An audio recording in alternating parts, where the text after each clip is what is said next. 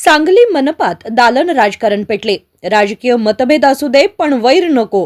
नेत्यांमधील गटबाजीच्या पार्श्वभूमीवर आमदार विश्वजित कदमांचा कौतुकास्पद विकास आदर्श। सांगली महानगरपालिकेच्या राजकारणात सध्या मतभेद, गटबाजी आणि अंतर्गत संघर्षाचं तीव्र चित्र पाहायला मिळत आहे। एकाच पक्षातील नेत्यांमध्येही इतकं टोकाचे मतभेद निर्माण झाले आहेत की काही आमदार महापौर आणि उपमहापौरांच्या दालनात जाणंही टाळत आहेत। महापौर धीरज सूर्यवंशी यांच्या दालनात त्यांच्या पक्षाचे आमदार सुधीर गाडगीळ फिरकत नाहीत, मात्र स्थायी समिती सभापती अतुल माने यांच्या दालनात त्यांची उपस्थिती कायम असते। दुसरीकडे भाजप नेते शेखर इनामदार महापौरांच्या दालनात जातात, पण अतुल माने यांच्यापासून जाणीवपूर्वक दूर राहतात। अजित पवार गटाचे विधान परिषद आमदार इद्रिस नायकवाडी आणि राष्ट्रवादीचे जिल्हाध्यक्ष पद्माकर जगदाळे हे उपमहापौर गजानन मगदूम यांच्या दालनात उपस्थिती लावतात, मात्र मौनुद्दीन बागवान यांच्या पक्ष कार्यालयाकडे पाठ फिरवतात।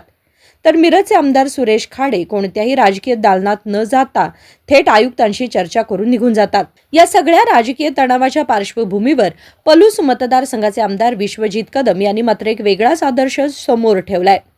विश्वजित कदम यांनी सांगली महानगरपालिकेत भेट देत सर्व दालनांना भेट दिली, प्रत्येकाशी संवाद साधला आणि कोणताही राजकीय मतभेद आड न आणता विकासाच्या मुद्द्यांवर सविस्तर चर्चा केली।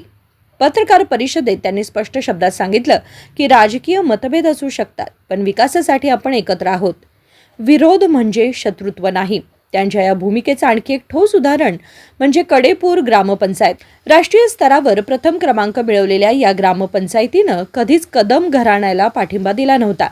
तरीही आमदार विश्वजित कदम आणि पंचायत समिती सभापती जितेश कदम यांनी स्वतः जाऊन सरपंच आणि ग्रामविकास अधिकाऱ्यांचा सत्कार केला, तसेच आवश्यक ती मदत देण्याचं आश्वासन दिलं। यातून स्पष्ट होतं, विरोधक असले तरी विकासाच्या बाबतीत भेदभाव नाही। हाच खरा विधायक राजकारणाचा पाया आहे।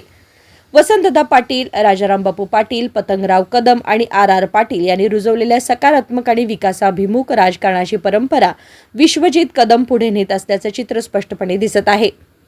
आजच्या काळात जिथे राजकारण म्हणजे आरोप प्रत्यारोप आणि वैयक्तिक टीका अशी धारणा निर्माण झाली आहे, तिथे विश्वजित कदम यांची भूमिका ही नक्कीच वेगळी आणि कौतुकास्पद ठरते। आता गरज आहे ती इतर नेत्यांनीही या आदर्शातून शिकण्याची। राजकीय मतभेद असू द्या, पण ते वैरात रूपांतरित होऊ नयेत, कारण त्याचा फटका थेट विकासाला बसतो। जनतेची स्पष्ट अपेक्षा आहे, सर्व नेते एकत्र येऊन सकारात्मक आणि विकासाभिमुख राजकारण करतील तरच सांगली जिल्ह्याचा विकासाचा रथ वेगाने पुढे जाईल। आमदार विश्वजित कदम यांच्या भूमिकेचे सर्वत्र कौतुक होत असून त्यांच्या या आदर्शातून राजकारणाला एक नवी आणि सकारात्मक दिशा मिळताना दिसत आहे।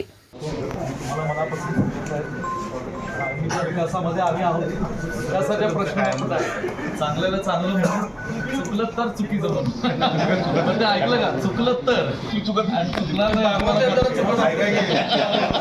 असं वाटलं तर आम्हाला बोलवा, म्हणजे आम्ही कसं चुकीचं नाही हे सांगतो, हे पण मान्य, हे पण मान्य। Bureau report, SBN Marathi, Sangli.